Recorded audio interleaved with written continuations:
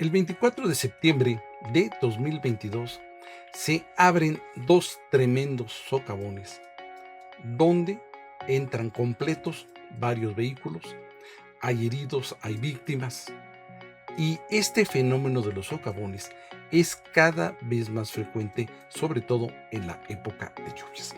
¿Qué tal? ¿Cómo están ustedes? Mi nombre es Pablo Viadas, como siempre me da mucho gusto saludarlos y vamos a hablar de socavones, vamos a hablar de estos enormes agujeros que se abren repentinamente debajo de nuestros pies y son sumamente peligrosos. Miren, en esta imagen tenemos precisamente el rescate de uno de estos vehículos que van a dar al fondo del socavón porque esto sucede en la noche, en un momento que está lloviendo, de baja visibilidad y en una avenida, como ustedes pueden ver, totalmente transitada, donde es impensable que se abra un agujero de 30 metros de longitud, sobre todo son dos, y 15 metros de profundidad. Es tremendo, es tremendo. O sea, los socavones se abren sin previo aviso. Bueno, miren, en esta ocasión no estamos hablando de México, estamos hablando de Ciudad de Guatemala, pero miren, lo mismo esto sucede en México, en Guatemala, que en el resto del mundo, en Israel, en muchísimos sitios sucede este fenómeno de los socavones, los cuales pueden parecernos naturales, como el socavón que se abre en Puebla, ¿sí? Este socavón podría parecer que es de causas naturales, pero en realidad se debe a una explotación eh, desproporcionada de los mantos freáticos por extracción de agua para riego de campos, para usos industriales, los mismos usos municipales. Entonces, cuando tenemos el problema de que hay sequías prolongadas con periodos de tormentas intensas y una explotación desproporcionada de los mantos freáticos que tienen que recargarse solamente en unos cuantos días, se da este desbalance natural que ocasiona estos fenómenos naturales, los cuales pues lamentablemente vamos a tener que estar viendo con cierta frecuencia, ¿sí? Por cierto, les presento al señor Tlaltecutli, el dios de la tierra, al cual pues yo le tengo mucho respeto. Vean ustedes estas garras que tiene, ¿sí? Las garras afiladas. Bueno, y es que miren, no sabemos qué hay debajo de nuestros pies, ¿sí? Yo les recomiendo a todos nuestros amigos que construyen que recomienden el estudio de mecánica de suelos, el más completo que pueda pagar el cliente, para saber qué tenemos abajo. Y si la excavación es profunda, saber qué tenemos a los lados. Un mal manejo, por ejemplo, del nivel freático, que pues nos ponemos a bombear el agua de una excavación, podemos desnivelar las construcciones que están a los lados y buscarle a nuestro cliente un problema mayúsculo, ¿sí? Problema terrible. Bueno, entonces miren, de lo que hay debajo de nuestros pies, tengámosle respeto, porque está el señor Tlaltecutli y vean qué garras tiene, ¿sí? Entonces tengamos mucho, mucho cuidado con lo que tenemos abajo de los pies. Bueno, aquí tenemos Ciudad de Guatemala, es el 24 de septiembre de este mismo año, son unos cuantos días de cuando esto se graba, y vean ustedes estos dos tremendos socavones, ¿sí? Tienen 15 metros de profundidad y muy, muy lamentablemente se fueron varios vehículos al fondo con lamentables, muy, muy lamentables consecuencias. Pero les digo, lo mismo es Guatemala que Veracruz, que Puebla, que México, que Azcapotzalco, que, bueno, en varios sitios se están dando y lamentablemente se están dando con una frecuencia más regular y de manera catastrófica. Bueno, entonces miren, aquí podemos ver que en esta ocasión de lo que se trató es una falla del colector de drenaje. ¿Sí? Bueno, como en muchas ciudades, los colectores, los principales colectores, van a mucha profundidad para captar toda el agua pluvial, el agua ya servidas, las aguas domésticas, captarlas y meterlas por un tubo. En esta ocasión es un tubo de 2 metros, perdón, es un tubo de 2 metros de diámetro, que es lo que sirve para desalojar el agua de lluvia y las aguas servidas. Bueno, este tubo colapsa, miren, como podemos ver por aquí. Miren, me voy a adelantar un poco para que vean. Aquí está, miren, la zona de colapso. No se dejen de engañar por esto. Esto es una sombra de un puente peatonal. O sea, por aquí tenemos, miren, este puente peatonal, esta es la sombra, ¿sí? Entonces esto realmente no es parte de la excavación, sino es la sombra. El contraste de luz es muy fuerte porque, bueno, ustedes saben, la intensidad del sol en esta época y sobre todo en una latitud tan baja. Entonces vean ustedes que aquí están trabajando estos hombres todavía con el lodo a las rodillas, ¿sí? Están aquí excavando en la tierra y ven ustedes la zona donde se fractura este tubo colector de 2 metros de diámetro y es lo que produce este colapso. Bueno, hay que notar esto. Ciudad de Guatemala es atravesada, como también Ciudad de México y muchas otras ciudades, por fallas, ¿sí? Guatemala es un sitio de intensa actividad volcánica. Vaya, a través de toda la historia, ¿no? Igualmente que el Valle de México y todo lo que es la parte de Mesoamérica y Centroamérica, pues son áreas de intensa actividad volcánica por el choque entre las placas tectónicas. Hemos platicado de todo esto. Bueno, aquí está precisamente que la falla donde se produce el socavón, pues cruza exactamente por debajo, ¿sí? Exactamente por debajo, ¿sí? Entonces ahí es donde se produce precisamente este socavón, ¿sí? Vean ustedes, ¿no? Bueno, y aquí están los estudios de los geólogos que llevaron a cabo y cómo se ve precisamente esta falla. Aunque este me parece que es una falla que sucede no este año, no en 2022, sino en 2021.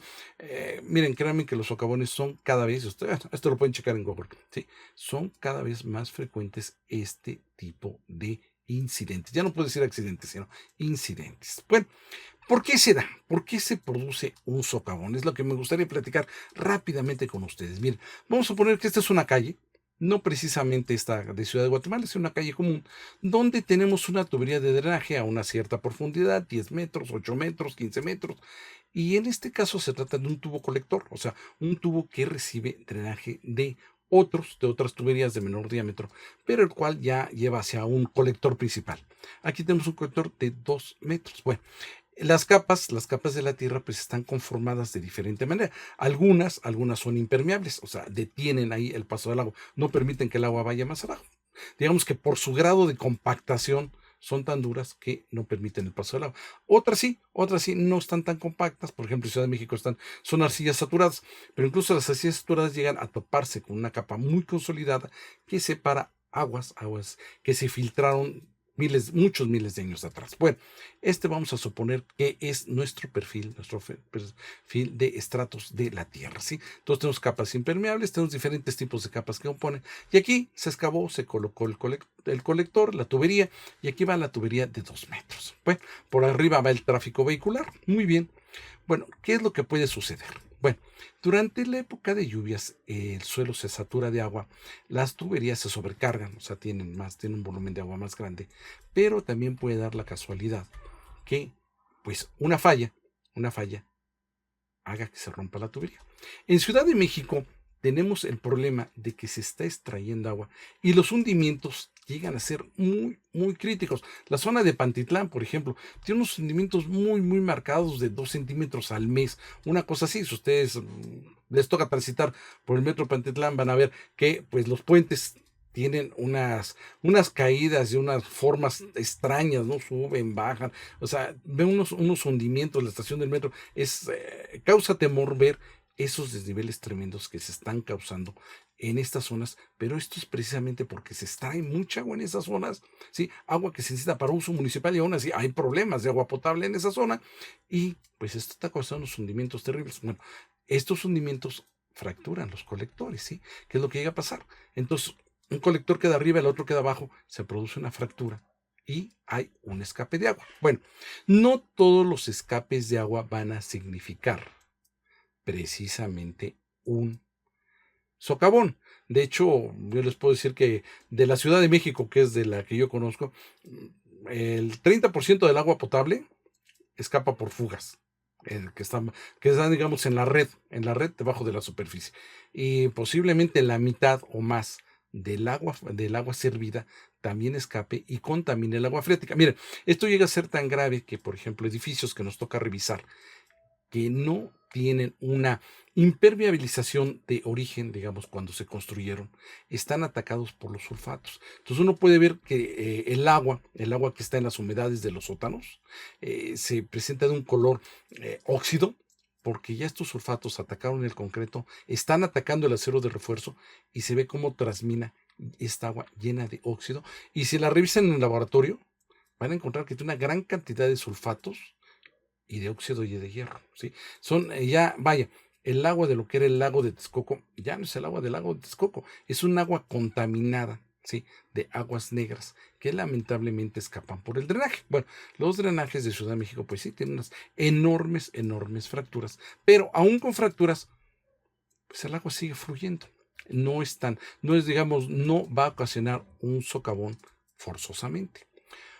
¿Cuándo sí puede ocasionar un socavón? Bueno, si esta fractura ocasiona un tapón, por decir así, se rompe, cae la tierra y impide que el agua siga su paso, ahí sí es peligroso, porque el agua comienza a acumularse atrás del tubo.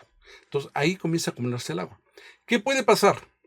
Que se acumula y va creciendo, o el agua busca por dónde escapar, se filtra por los lados, vuelve a contaminar el nivel freático, en fin, etcétera, etcétera. Pero digamos que el agua busca por dónde escapar, a menos que no pueda. Si el agua no puede, por diversas circunstancias, las arcillas son muy compactas, no precisamente impermeables, pero no tienen la capacidad de asimilar rápidamente esta cantidad de agua que está llegando, sobre todo en época de lluvias, el colector sigue mandando agua a la zona de colapso. Entonces, el nivel del agua comienza a subir en la zona de colapso. Comienza a subir el agua. ¿Qué es lo que pasa? Que las capas compactas que tiene encima de la tubería, al estar en contacto con el agua, comienzan a disolverse, ¿sí? Se disuelven en esta agua que sigue llegando, y comienza a formarse un lodo pesado, ¿sí? Un lodo denso, pero que sigue subiendo y sigue carcomiendo la capacidad de este relleno. Recordemos que estas capas son capas de relleno. Cuando nosotros excavamos para un dren, pues arriba compactamos, ¿no? Y se dice la especificación al 90% de su peso volumétrico medido en seco. Ok, entonces están compactando ahí con aplanadoras, con rodillos, con bailarinas, con pisones. Pero eso no tiene capacidad estructural para sostener el tráfico. Y el tráfico sigue arriba, el agua sigue subiendo, ¿sí? Hasta que llega al punto en que esta mezcla de lodo pesado, o sea, ya no es el agua, que el agua de por sí. Ustedes saben, 1 metro cúbico de agua pesa 1 tonelada, pero 1 metro cúbico de agua saturada puede pesar el doble o incluso más, dependiendo del material que es. Entonces, este peso enorme que está atrás del tapón, en ocasiones provoca que rompe este tapón y encuentre el tubo de salida y por ahí sale, pero a toda velocidad, ¿sí? O sea, todo este peso se vacía. Y cuando se vacía, pues ocurre, ¿sí? Ocurre precisamente este fenómeno de que se rompe la calle y bien, ¿sí? Es una serie, por decir así, de sucesos encadenados, de sucesos desafortunados encadenados, pero que está sucediendo, ¿sí? Ha sucedido varias veces en la Ciudad de México, ha sucedido, no sé, ustedes entran ahí en Google y pongan socavones y la colección es inmensa, ¿sí? No terminan de verlos en toda una tarde de la cantidad de problemas que se dan por este tipo de fenómenos que suceden en esta forma, ¿sí? Entonces es algo realmente trágico, algo realmente difícil que llega a suceder y a lo cual, conforme están envejeciendo nuestra infraestructura, pues estamos cada vez más expuestos a este tipo de cosas. Hay forma de remediarlo, sí, se han hecho hasta robots y ahorita vamos a ver algunas cosas. Bueno, bueno, ¿por qué a veces son circulares? ¿Sí? El que acabamos de ver no fue circular. Bueno, son circulares cuando precisamente se abre el tapón y entonces hace un efecto como cuando ustedes dan el flush del WC o destapan una tina, ¿sí? Destapan una tina, van a ver que se forma un remolino. ¿Sí? Es parte de la forma en que actúa los fluidos, ¿no? Tanto desde el aire como los líquidos. Entonces, bueno, si se abre este tapón, comienza el agua a girar. Y como socava las paredes, pues es por lo que muchos de los socavones son perfectamente circulares, ¿no? O sea, ¿quién hizo esto? No, bueno, la naturaleza, ¿sí? Empieza el agua al vaciarse. Hay un video muy bonito en el socavón de Puebla que tomó un dron, ¿sí? Y se puede ver ahí cómo está dando vueltas, ¿no? El agua hasta que finalmente se vacía, ¿no? Entonces, bueno, esto es lo que ocasiona y lo que causa que los socavones tengan esta forma circular. En este caso no, en este caso el colector 2 metros es bastante amplio para que rompa el tapón y salga el agua toda de un golpe. También tenemos que decir esto, estas arcillas sí están lo suficientemente compactas, miren, podemos verlo aquí, ¿sí? como para que nada más causaron en esta parte, ¿sí? Mira, nada más aquí socavaron estas paredes y sí alcanzan a salir por este tapón. O sea, el tapón no era muy, ¿qué les voy a decir? Muy grande, donde la acumulación de agua, podemos ver aquí la saturación de agua en el terreno, donde llega y cómo lo empuja y lo saca, ¿no? Aquí podemos ver, ¿sí? Entonces, y esto pues es lo que ocasiona que colapse la calle y el tráfico que va en la parte superior. Bueno, a nosotros nos gusta narrar este tipo de sucesos, pero también hacer la recomendación de cómo pueden evitarse, ¿sí? ¿Cómo podemos evitar este tipo de sucesos? Miren, todo tiene que ver con la planeación urbana, ¿sí? Nosotros tenemos que tener planeación urbana. Es lo que decíamos también cuando hicimos la colaboración pasada sobre huracanes. Miren, nos vamos a enfrentar a una naturaleza que cada vez va a tener periodos muy prolongados de sequía con periodos de intensas tormentas, de lluvias intensas. Bueno, tenemos que ser capaces de encontrar nuestra topografía, el relieve del terreno, encontrar los escurrimientos, saber la cantidad de agua que en dado momento se puede acumular en un embalse y saber cómo canalizar esa agua y sobre todo esto, cómo guardarla, porque va a haber sequía y esta sequía puede no prolongarse una temporada, puede prolongarse por años. ¿Sí? Estos fenómenos naturales están cada vez más intensos, cada vez más desatados. El cambio climático es un hecho. Tenemos que tomar las precauciones debidas. Miren, por ejemplo, este es uno de nuestros favoritos, AutoCAD Civil 3D, para el diseño de obras de alcantarillado. ¿Sí? Y es que miren, existen muchas formas, o sea, no todo tiene que ser estos tubos rígidos que conocemos, hay tuberías flexibles, ¿sí? Hay inclusive tuberías que tienen una cierta cantidad de sensores que nos avisan si hay una ruptura, si algo está pasando dentro de esa tubería. Recuerden, ya estamos en un mundo inteligente, en un mundo electrónico, ¿sí? Ya hace mucho que podemos disponer de sensores que nos comuniquen de manera en tiempo real a un centro de control y que son muy baratos, o sea, no es algo de ciencia ficción, es muy barato colocar un sensor y tener un centro de monitoreo donde diga, aquí se acaba de romper una tubería, aquí acaba de pasar tal cosa, aquí se acaba de romper una tubería de agua potable, con lo valioso que es el agua potable cada vez más. Entonces, este tipo de aplicaciones como AutoCAD Civil 3D nos permite precisamente hacer este tipo de diseños inteligentes con todo lo necesario para que podamos precisamente poder prevenir este tipo de sucesos que lamentablemente se van a presentar con más frecuencia. Esto, por supuesto, es mucho más barato prevenir y hacerlo desde la planeación que posteriormente ya cuando están las obras hechas. Aún así, estas herramientas permiten que por medio de drones o inclusive drones subterráneos que están geoposicionados pueda irse trazando la tubería, recorrerla y reflejando en un plano que nos permita ver por dentro y por fuera con una nube de puntos cómo son las entrañas de nuestra ciudad. En fin, a mí me encantaba una frase de Discovery Channel que decía, el futuro se aproxima rápidamente, es un mundo de tecnología. Bueno, pues no nos podemos quedar atrás y en Editorial Viadas hacemos un esfuerzo constante por llevarles a ustedes las herramientas más avanzadas para el diseño urbano, para el diseño estructural, para el diseño BIM, es decir, el diseño informático de todos los proyectos de construcción. Pues bueno, les agradezco mucho realmente su atención y me despido como siempre deseándoles que tengan una buena salud estructural.